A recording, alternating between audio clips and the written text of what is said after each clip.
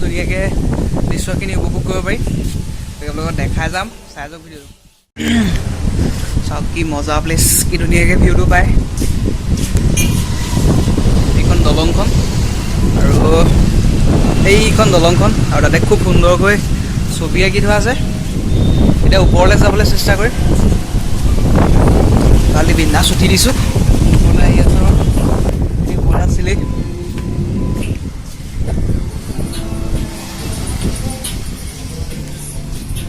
খুব ধুনীয়া বতাহ মাৰি আছে আৰু অলপ ভিউ দেখাইছোঁ। কি ধুনীয়া ভিউ, এবাৰ চাই লওক। কম্পান জোৰ পৰি যাব।